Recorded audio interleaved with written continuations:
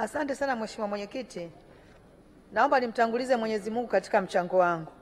Kwanza kabisa nitoe pongezi nyingi sana kwa Mheshimiwa Daktari Samia Suluhu Hassan, Rais yetu, kupitia Royal Tour ameweza kuhakikisha kwamba ameongeza idadi ya watalii nchini, lakini pia pato limeongezeka katika kupitia utalii kutokana na Mheshimiwa Waziri alipotusomea ratiba yake.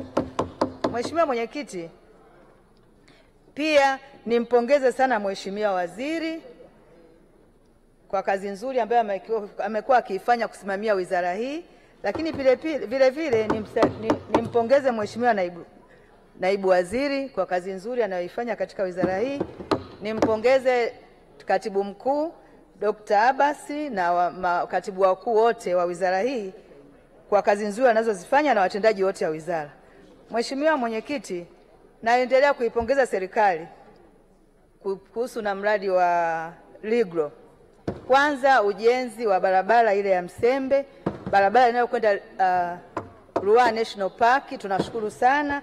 Lakini pia ujenzi wa kiwanja cha ndege Iringa, tunajua kwamba sasa utalii utakwenda kwa kasi kubwa.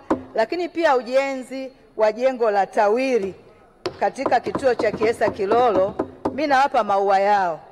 Je, majengo mengine wanakamilisha lini? TTB, TFS, ISCC na chuo cha utalii cha taifa. Lini sasa majengo yenu mnakuja kuyajenga pale eneo la Kiesa Kilolo ili utalii sasa hii Ligro iweze kwenda vizuri? Tutaomba majibu mtakapokuwa mnajibu. Je, ni elimu kiasi gani sasa wananchi wa Iringa au wa nyanda za juu kusini mmeweza kuwapatia katika kuendeleza utalii ili pia waweze kujiajiri kupitia utalii? Lakini je, sababu mradi huu ulipashwa sasa uishe wa zaidi ya bilioni 23, nafikiri ulitakiwa uishie Januari 25 mwaka huu. Sasa tupo mwezi wa 5. Je, ukiisha huu mradi tutapatiwa mradi mwingine kwa ajili ya kuendeleza utalii kusini? Mheshimiwa Mwenyekiti, nielezee kuhusu maonyesho ya utalii kusini. Tunatambua kuwa mkoa wa Kusini ni kitovu cha utalii kwa mikoa ya Iringa, Mbeya, Njombe, Rukwa, Ruvuma, Songwe, Katavi, Morogoro, Lindi na Mtwara. Na mwaka 2019 wizara ikishirikiana na mikoa hii ilianzisha maonyesho pale katika eneo la Kiesa Kilolo na kuipatia heshima. Walimpatia heshima spika wetu Daktari Tulia Ackson ambaye alikuwa ndio mgeni rasmi.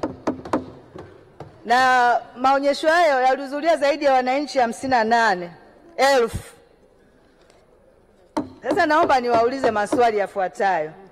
Je, ni kwa nini wizara imeachia mikoa wakati ikijua bajeti yao haiwezi kukidhi maonyesho hayo ya kitalii ya kimataifa, kwa sababu wao wanatumia OC tu kwa ajili ya maonyesho hayo? Je, kwa nini wizara isichukue jukumu la kusimamia maonyesho hayo kama ilivyofanya mwaka 2019? Wakati huo najua katibu mkuu alikuwa Profesa Mkenda. Je, kwa nini bodi ya utalii wasiratibu maonyesho hayo ili hali hadhi ya kimataifa iweze kudumisha na kurahisisha kuunganishwa mikoa ya kusini kuendeleza utalii wetu? Lakini mwisho naomba ushauri wangu wizara iyasajili hayo maonyesho kama yalivyo CTITE ili yape kipaumbele kuyasimamia ili nyanda za juu kusini tuweze kufanya vizuri kupitia utalii. Mheshimiwa Mwenyekiti, nielezee kuhusu wanyamapori waharibifu. Ili tatizo la wanyamapori hasa tembo, mamba, kwa kweli katika mkoa wetu wa Iringa wananchi wanateseka sana. Kuna baadhi ya maeneo kama ya Mahenge, Magana, Msosa, Ikula, Udekwa, Wotalisoli katika wilaya ya Kilolo wananchi wanateseka mno. Mashamba yao yanaliwa, wameuawa. Kuna watu karibu 6 wameshapoteza maisha kwenye kijiji cha Msosa na kijiji cha Mtandika. lakini hawa wote bado hawajaweza kupata hata kifuta jasho wala kifuta machozi. Na niliuliza swali juzi kwamba hawa wananchi walioharibiwa mashamba yao bado hawajalipwa hawajalipwa kutoka mwaka 2020 mpaka 2025. Na majina yao nimeomba wameshaniletea, ninayo hapa. Na leo baada ya kuchangia nitakukabidhi ili wananchi hawa waweze kulipwa kifuta jasho na kifuta machozi. Lakini pia katika maeneo mengine Idodi, Pawaga, Izazi na Migori, Iringa vijijini, na kwenye watu wanapata shida sana. Wizara hii ilikuwa na mpango wa kuanzisha hizi WMA,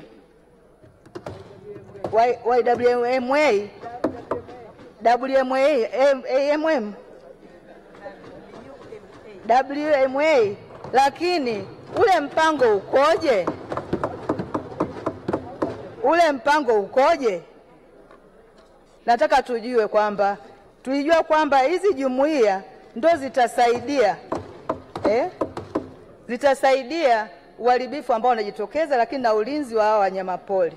Mheshimiwa Mwenyekiti, nilikuwa nataka kuuliza pia, hifadhi ya Udzungwa 75% ipo katika milima ya Udzungwa katika wilaya ya Kilolo, na wananchi wanaoishi katika maeneo hayo wanaitwa ni Wazungwa. Lakini hii hifadhi inatajwa kutokea Morogoro. Sasa nataka nijue, je, wananchi wa eneo hilo na halmashauri zinafaidikaje? Zinapata nini kutokana na kuwepo 75% katika eneo hilo? Ningeomba pia kujua. Lakini mwisho kabisa niombe sasa wizara ijaribu kuangalia nyanda za juu kusini. Tuna vivutio vingi sana ambavyo bado havina matangazo, havitangazwi kiasi cha kutosha. Mheshimiwa Sanga amesema, lakini pia miundombinu ya kwenda kwenye hivyo vivutio wala sio vizuri. Kwa hiyo tunaomba nyanda za juu kusini, ukiwepo mkoa wa Iringa sasa, iangaliwe kwa ukaribu ili pia wananchi waweze kujiajiri kupitia utalii, lakini vile vile tuweze kupata pesa nyingi kupitia utalii kwa nyanda za juu kusini ili na sisi tuchangie pato kubwa. Mwisho kabisa, naomba sasa mkurugenzi wa utalii au waziri au katibu au naibu waziri, hebu njooni mtembelee Kiesa Kilolo, Kiesa Mgagao, kata ya Nguluwe, wilaya ya Kilolo. Juzi nilikuwa nimeelezea hapa kwamba kule kuna eneo zuri sana waliishi wale wapigania uhuru wakimbizi, ambapo katika eneo hilo kuna vyumba ambavyo waliishi marais. Lile eneo kuna waliishi wa South Africa. Mheshimiwa Kabati, kengele ya pili nilikuwa umalizie. Nakushukuru. Naombeni waje waangalie, kuna utalii mkubwa, na wenzetu gereza alilolala Nelson Mandela limekuwa utalii mkubwa, wanaingiza pesa. Asante sana. Naunga mkono hoja mheshimiwa. Asante. Waheshimiwa wabunge, tuna